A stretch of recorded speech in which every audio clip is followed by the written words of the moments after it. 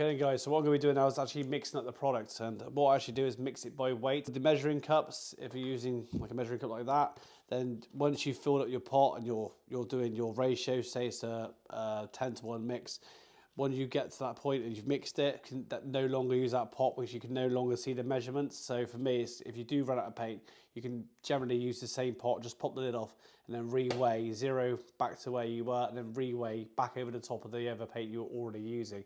This way you're going to be using way less liners and way less pots. So give your paint a good mix, because all of the pigment and matting agents can be sat at the bottom of the tin there.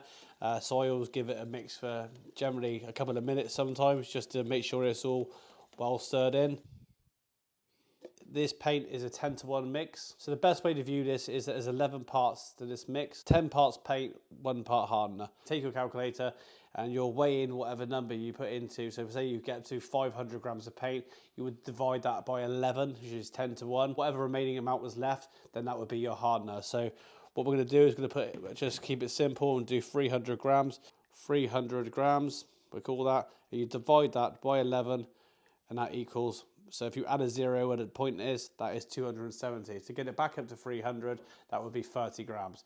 So I'll do another example. 500 grams of paint, divide that by 11 equals 450. So that would be 50 grams of hardener. So we know that now, because we're mixing up 300 grams, that we're only going to need 30 grams.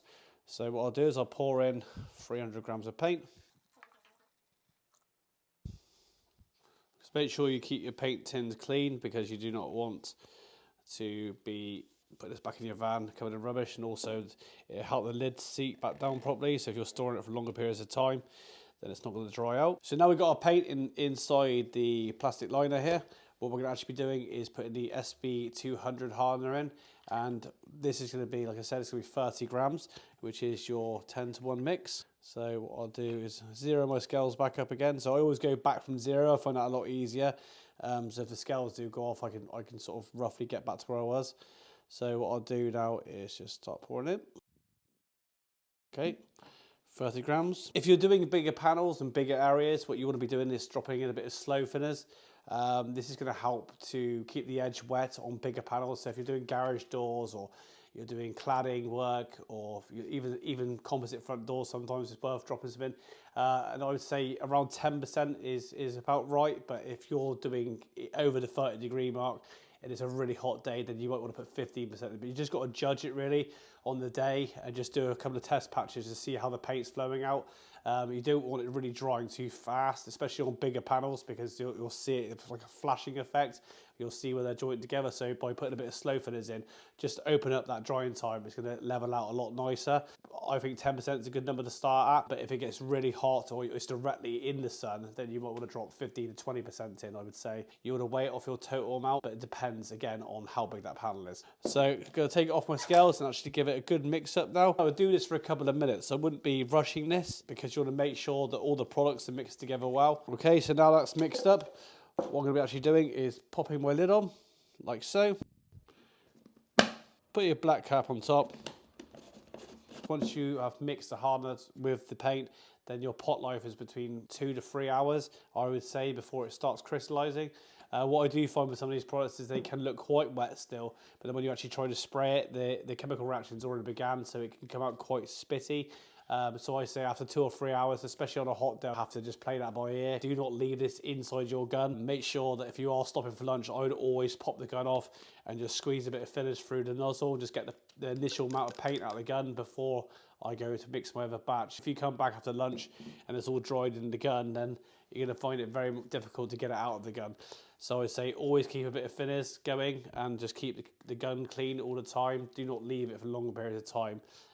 With the paint mixed up inside. So what I'll teach you now about is the prep clean, and what this actually does is clean the plastic down before you apply any paint. What you'll find with some of the other brands is that they dry really fast, so it's not actually cleaning the surface properly. And also with the other brands, what I found is it doesn't get silicone residue off. So if you've got an old existing window, back in the day we have to go over with a gun wash first almost, and then back in with your panel wipe, say, and then over with your paint. It's a longer process, but with the prep clean, it will actually remove any silicone residue and also any grease from the surface. So it's a much better product in terms of you won't need to use the gun wash beforehand. And it stays open for a lot longer, like I said, so it gives it a chance to actually do the job properly. But a lot of the panel wipes, stuff that we used before, they dry so fast, it's not really doing anything to the surface, it's just evaporating very fast. But it just stays open for a lot longer. So this is the SB400 Prep Clean. And Paddy now is going to explain to you a bit about the products and how they perform. Hi guys, I'm Paddy from ColorSpray, and as Jamie said, that we've got a range of different products designed specifically for PVC,